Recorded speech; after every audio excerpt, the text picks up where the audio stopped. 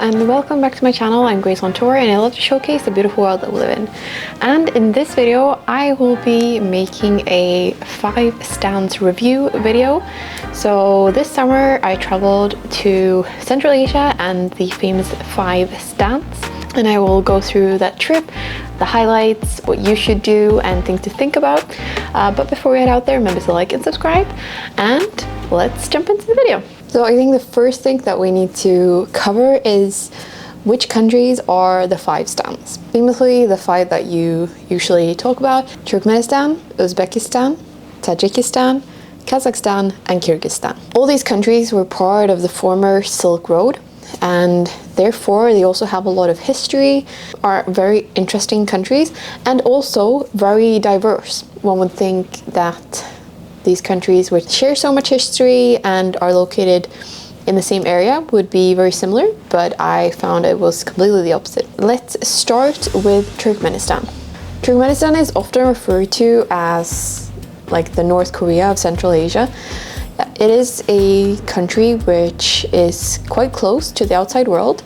It's hard to get into and it's not very explored among foreign tourists. Therefore, there's also not a lot of resources or information about this country. However, the way you can get a visa is by joining a group tour, and then your visa will be issued by the tour company. And I think that is one of the only ways to actually get a tourist visa for Turkmenistan. There are a few airlines flying in to the country. From what I know, at least you can fly with Fly Dubai from Dubai, or from Istanbul with Turkish Airlines. You get a visa letter, which you then go to this counter at the Ashgabat airport for processing. It is quite expensive. It's around $100 US.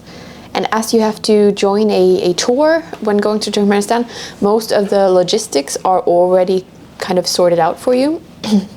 It's generally said that you're not really allowed to walk around by yourself without the tour leader. So some of the places that are worth visiting is, of course, Ashgabat, which is the capital city, also known as the White City, or the whitest city on earth, because it's famous to have the most marble buildings in one city in the world. It has the Guinness World Records. Also, apart from having only white buildings, also it's only allowed to have white cars. It's a very unique and grand city, and there's lots of things to see. Then, of course, if you go to Turkmenistan, you should definitely visit the Darvazar crater, which is this burning gas crater, which actually was an accident where they, by accident, found that gas was leaking, so they set it alight, but it's never stopped burning.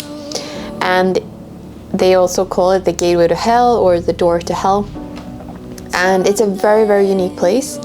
It's also been talks a long time of them actually setting out the fire, which would mean that kind of the whole part of that kind of attraction loses its interest. So it's definitely worth, if you can go now before they do anything with shutting it down. And Turkmenistan has mostly just desert climate, so it's quite hot all year round.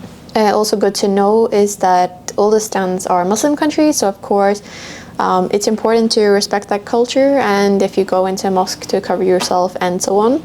Most of the food, however, is quite common in each country. In Central Asia, it's very heavily meat-based, but the most famous dish of Central Asia is plov, which is this rice dish which has rice, meat, carrots, lots of different spices, and so on. And each country competes of who has the best plov.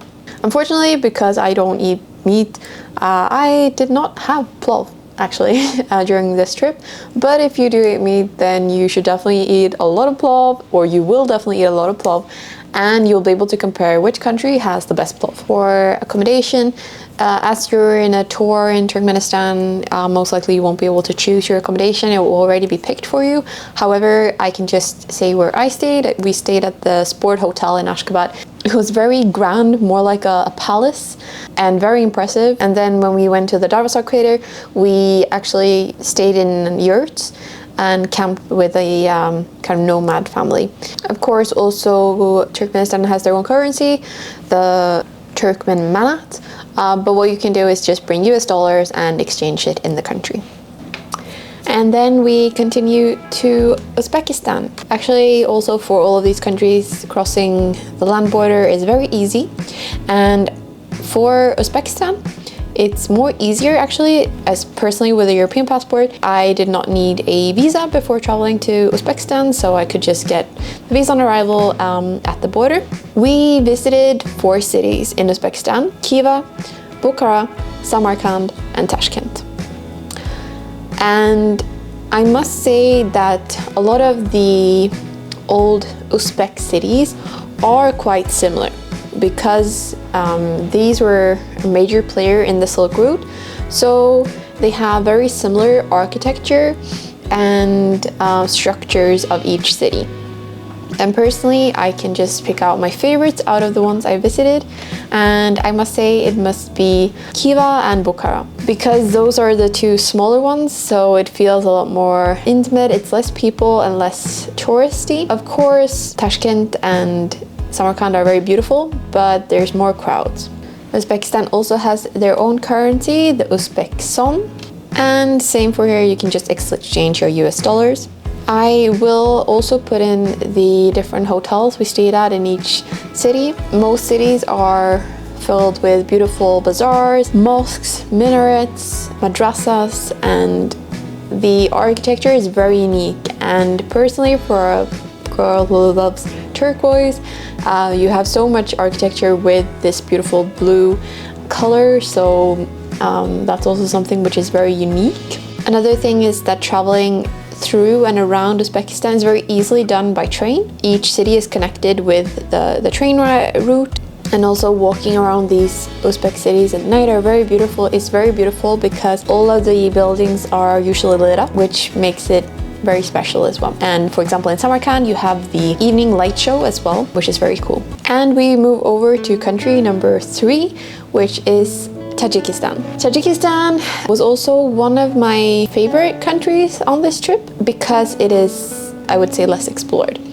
First of all, some countries do require you to have a e-visa, so you just go to the e-visa portal and apply, but of course many countries also don't require that, but just good to double check. Tajikistan's currency is called somoni. When you cross from Uzbekistan and Turkmenistan into Tajikistan, the landscape is completely different because I think around 90% of Tajikistan's landscape is mountains. We visited 3 places in Tajikistan: Kunjan, which is this small little town, and it was really nice to just walk around. And then we traveled up in the mountains to Iskanderkul Lake, which is this mountain lake, which is really beautiful, and there's lots to do there. So we hiked to a waterfall, we took a boat on the lake, went swimming in the lake, and then we stayed at a homestay in this tiny little village.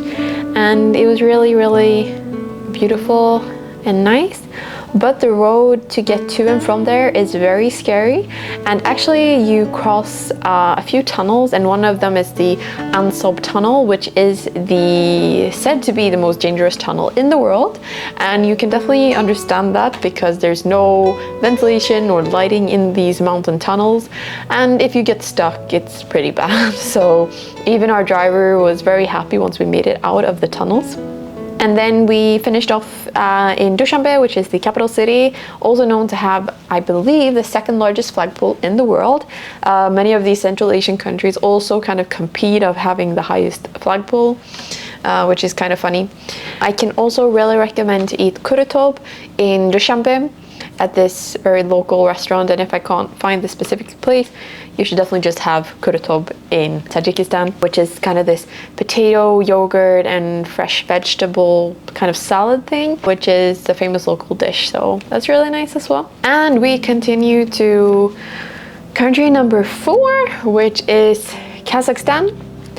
And Kazakhstan is a huge country, and unfortunately I only kind of scratched the surface of it because I only went to a very small part of the country and there's so much left to explore. So we flew into Almaty. We flew with Astana Airlines, and I found it actually very good. And what I remember of kind of getting off the plane is that all around there's these kind of snow-covered mountains in the background, and it's really, really beautiful. So we spent about a day in Almaty. There's also lots of things to see and do. You can take the cable car to see the city from above. Just walk around. It's a very easy, walkable city. The Kazakh currency is called tenge. It's easy to get visa on arrival, I believe, for most countries, at least if you're European. Of course, double check, but yeah, there were no issues at all with any form of needing to apply for a visa beforehand.